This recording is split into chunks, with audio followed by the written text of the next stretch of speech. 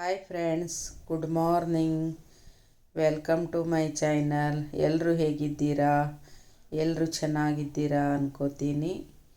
ಯಾರೆಲ್ಲ ನನ್ನ YouTube channel ನೋಡ್ತಾ ಇದ್ದೀರಾ, ದಯವಿಟ್ಟು ಸಬ್ಸ್ಕ್ರೈಬ್ ಮಾಡಿಕೊಂಡು ವಿಡಿಯೋನ ಪೂರ್ತಿಯಾಗಿ ನೋಡಿ.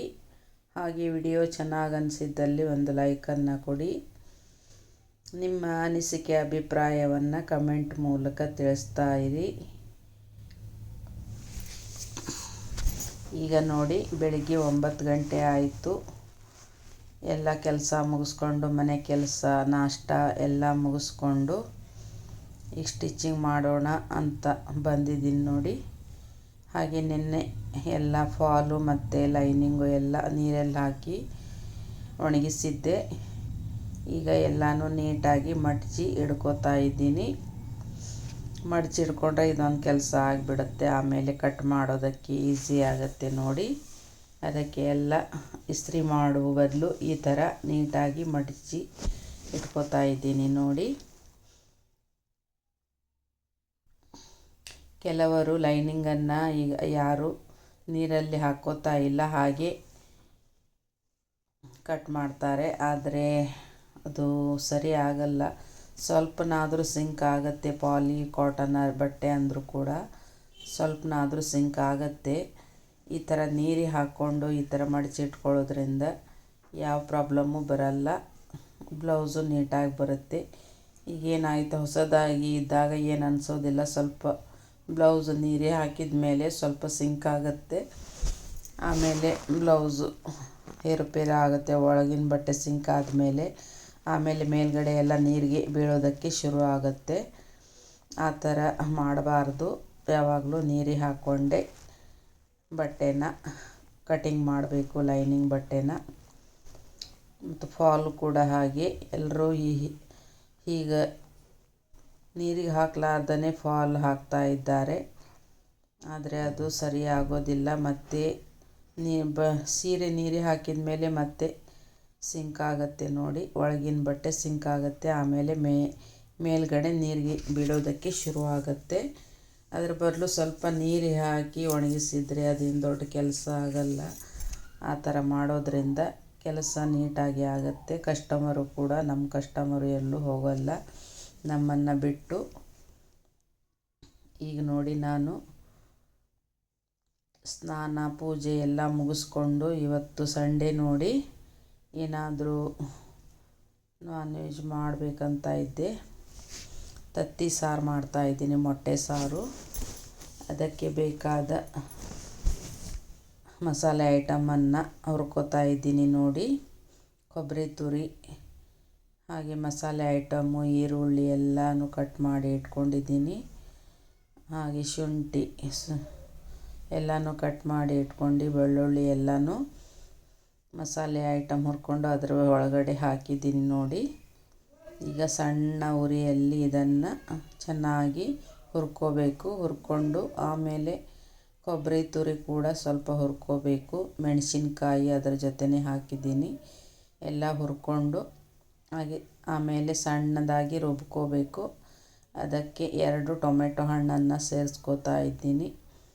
ಮಿಕ್ಸಿ ಮಾಡುವಾಗಲೇ ಟೊಮೆಟೊ ಹಣ್ಣು ಕೂಡ ಹಾಕ್ತೀನಿ, ಅಂದರೆ ಟೇಸ್ಟು ತುಂಬ ಚೆನ್ನಾಗಿರುತ್ತೆ ಮೊಟ್ಟೆ ಸಾರಿಗೆ. ನೋಡಿ, ಎಲ್ಲನೂ ಹುರ್ಕೋತಾ ಇದ್ದೀನಿ ನೋಡಿ. ಸಣ್ಣದ ಉರಿಯಲ್ಲಿ ಚೆನ್ನಾಗಿ ಹುರ್ಕೊಂಡ್ಮೇಲೆ ಈಗ ಕೊಬ್ಬರಿ ಹಾಕಿದ್ದೀನಿ ನೋಡಿ. ಅದು ಕೂಡ ಸ್ವಲ್ಪ ಹುರ್ಕೊಂಡು ಆಮೇಲೆ ಗ್ಯಾಸ್ ಆಫ್ ಮಾಡಿಕೊಂಡು ಆರಿದ ಮೇಲೆ ಮಿಕ್ಸಿಗೆ ಹಾಕ್ಕೋಬೇಕು. ಆಮೇಲೆ ಹುರಿದಿಟ್ಕೊಂಡಿರುವ ಹವೀಸ್ ಕಾಳು, ಅರಿಶಿನ ಪುಡಿ ಇವೆಲ್ಲನೂ ಹಾಕ್ಕೋಬೇಕು ನೋಡಿ. ಕೊಬ್ಬರಿನೂ ಕೂಡ ಹುರಿದಿದೆ. ಈಗ ಆಫ್ ಮಾಡಿದ್ದೀನಿ ನೋಡಿ, ಗ್ಯಾಸ್ ಆಫ್ ಮಾಡ್ಕೊಂಡಿದ್ದೀನಿ. ಈಗ ಆರಿದ ಮೇಲೆ ಇದನ್ನು ಮಿಕ್ಸಿಗೆ ಹಾಕ್ಕೊಳ್ಳೋಣ. ಈಗ ನೋಡಿ, ಮಿಕ್ಸಿಗೆ ಹಾಕ್ಕೋತಾ ಇದ್ದೀನಿ. ನನ್ನ ದೊಡ್ಡ ಜಾರು ಎಲ್ಲ ಕೆಟ್ಟು ಹೋಗಿದೆ.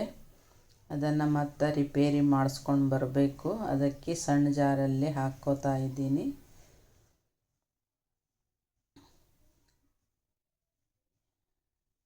ನೋಡಿ. ಹವೀಸ್ ಕಾಳು ಹಾಕ್ಕೋತಾ ಇದ್ದೀನಿ, 1 ಚಮಚೆಯಷ್ಟು. ಆಮೇಲೆ ಅರ್ಧ ಚಮಚ ಅರಿಶಿನ ಪುಡಿ,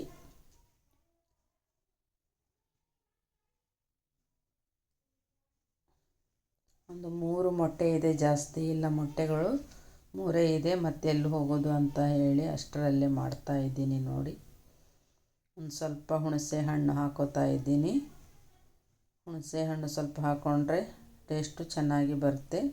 ಲಿಂಬೆಹಣ್ಣು ಕೂಡ ಇಲ್ಲ ಅಂದರೆ ಲಿಂಬೆಹಣ್ಣು ಹಾಕ್ಕೋತಾ ಇದ್ದೆ, ಲಿಂಬೆಹಣ್ಣು ಇಲ್ಲ.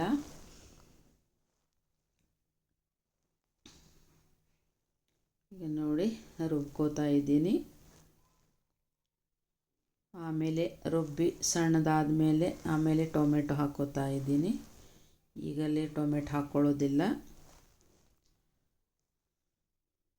ಸಣ್ಣದಾಗಿ ರುಬ್ಕೋಬೇಕು.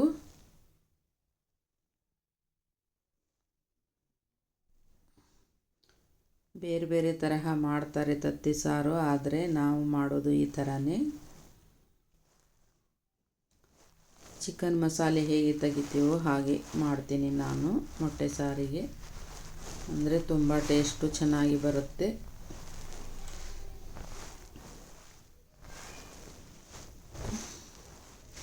ನೋಡಿ ಸಣ್ಣದಾಗಿ ರುಬ್ಕೋತಾ ಇದ್ದೀನಿ. ಬೇಗ ಬೇಗ ಕೆಲಸ ಮುಗಿಸ್ಕೊಂಡು, ಅಡುಗೆ ಎಲ್ಲ ಮುಗಿಸ್ಕೊಂಡು ಎಲ್ಲ ಕ್ಲೀನ್ ಮಾಡಿಕೊಂಡು ಆಮೇಲೆ ಪಾತ್ರೆ ಎಲ್ಲ ತೊಳ್ಕೊಂಡು ಊಟ ಮಾಡಬೇಕು. ಊಟ ಎಲ್ಲ ಮುಗಿಸ್ಕೊಂಡು ಸ್ವಲ್ಪ ರೆಸ್ಟ್ ಮಾಡಿ ಆಮೇಲೆ ಮತ್ತೆ ಸ್ಟಿಚ್ ಮಾಡೋದಕ್ಕೆ ಕೂಡಬೇಕು. ಹಾಗೆ ಕಟಿಂಗ್ ಕೂಡ ಮಾಡೋದಿದೆ. ನೋಡಿ ಸಣ್ಣ ಜಾರ್ ಅಲ್ವಾ, ಅದಕ್ಕೆ ಎಲ್ಲ ತುಂಬೋಯ್ತು. ಅದಕ್ಕೆ ಸ್ವಲ್ಪ ಮಸಾಲೆನ ತೆಗೆದು ಆಮೇಲೆ ಟೊಮೆಟೊ ಹಾಕ್ಕೋತಾ ಇದ್ದೀನಿ ಕಟ್ ಮಾಡಿಕೊಂಡು.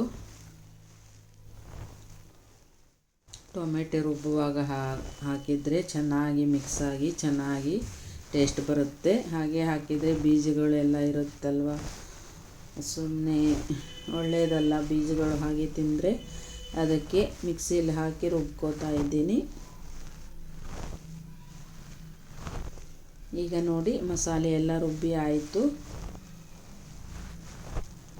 ಈಗ ಸಾರನ್ನು ಕುದಿಸ್ಕೋಬೇಕು.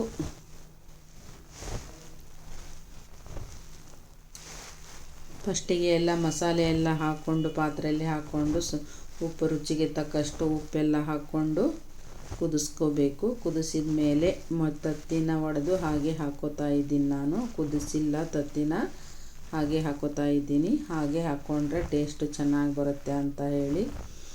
ಮೊಟ್ಟೆ ಜಾಸ್ತಿ ಇದ್ದರೆ 1-2 ಕುದಿಸಿ ಹಾಕ್ಬೋದಿತ್ತು. ಮೊಟ್ಟೆ 3 ಇದೆ, ಹೀಗಾಗಿ ನಾನು ಹಾಗೆ ಮಾಡ್ಕೋತಾ ಇದ್ದೀನಿ. ಈಗ ನೋಡಿ 3 ಮೊಟ್ಟೆಗಳಿವೆ. ಇದು ಸ್ವಲ್ಪ ಗಲೀಜಾಗಿತ್ತು, ಅದಕ್ಕೆ ತೊಳ್ಕೊತಾ ಇದ್ದೀನಿ ಮೊಟ್ಟೆನ. ನೋಡಿ 3 ಇದೆ. ಇದು ಚೆನ್ನಾಗಿ ಮಸಾಲೆ ಕುದಿಬೇಕು. ಚೆನ್ನಾಗಿ ಕುದ್ದ ಮೇಲೆ ಮೊಟ್ಟೆನ ಒಡೆದು ಹಾಕ್ಕೋಬೇಕು.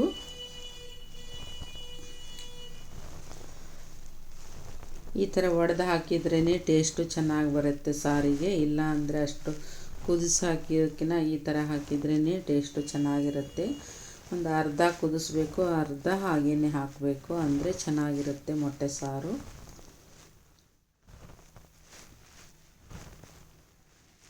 ಈಗ ನೋಡಿ ಎಲ್ಲ ಪಾತ್ರೆಗಳಿತ್ತು, ಅಡುಗೆ ಮಾಡಿದ ಪಾತ್ರೆಗಳೆಲ್ಲ ತೊಳ್ಕೊತಾ ಇದ್ದೀನಿ ನೋಡಿ. ಕುದಿ ಬರೋವರೆಗೂ ಏನು ಟೈಮ್ ವೇಸ್ಟ್ ಮಾಡಬಾರ್ದು ಅಂತ ಹೇಳಿ ಮತ್ತೆ ಅದೆಲ್ಲ ಕೆಲಸ ಮಾಡ್ಕೋತಾ ಇದ್ದೀನಿ. ಈ ಕಡೆ ಕುದಿ ಬಂದ ಮೇಲೆ ಮೊಟ್ಟೆ ಹಾಕಿದ್ರಾಯಿತು ಅಂತ ಹೇಳಿ. ಈ ಟೇಲ್ರಿಂಗ್ ಮಾಡೋರಿಗೆ ಎಷ್ಟು ಸಮಯ ಇದ್ರೂ ಕಡಿಮೆನೇ. ಇಡೀ ದಿನ ಕೆಲಸ ಆಗುತ್ತೆ ನೋಡಿ, ಸಮಯನೇ ಸಿಗೋದಿಲ್ಲ. ಅದಕ್ಕೆ ಬೇಗ ಎಲ್ಲ ಮುಗಿಸ್ಕೊಂಡ್ಬಿಡ್ಬೇಕು. ಕುದಿ ಬರ್ತಾ ಇದೆ ಸಾರಿಗೆ, ನೋಡಿ ಕುದಿ ಬರ್ತಾ ಇದೆ. ಈಗ ಹಾಕ್ಕೋಬೇಕು.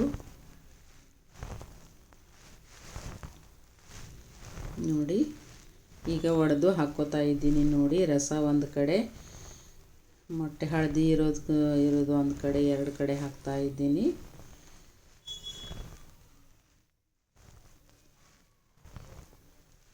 ನೋಡಿ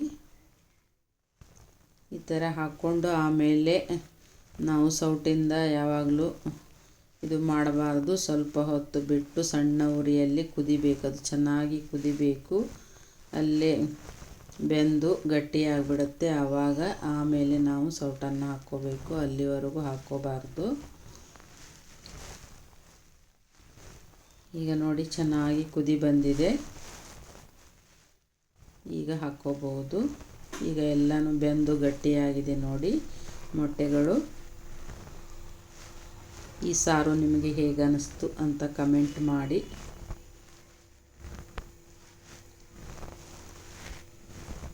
ಮತ್ತು ನಿಮಗೆ ಯಾವ ಥರ ವಿಡಿಯೋಗಳನ್ನು ಹಾಕಬೇಕು ಅಂತ ಕಮೆಂಟ್ ಮಾಡಿ. ನಿಮ್ಮ ಸಪೋರ್ಟ್ ಹೀಗೆ ಇರಲಿ. ಹಾಗೆ ವಿಡಿಯೋಗಳನ್ನು ಶೇರ್ ಮಾಡಿ. ನೋಡಿ ಎಲ್ಲನೂ ಗಟ್ಟಿಯಾಗಿದೆ. ಈಗ ತುಂಬ ಟೇಸ್ಟ್ ಬಂದಿರುತ್ತೆ. ಇದು ಚಿಕನ್ ಸಾರು ಥರನೇ ಟೇಸ್ಟ್ ಬರುತ್ತೆ, ತುಂಬ ರುಚಿಯಾಗಿರುತ್ತೆ. ಈ ಥರ ಒಂದು ಸಲ ಮಾಡಿ ನೋಡಿ. ಮತ್ತೆ ಸಿಗೋಣ ಮುಂದಿನ ವಿಡಿಯೋದೊಂದಿಗೆ. ನಮಸ್ಕಾರ.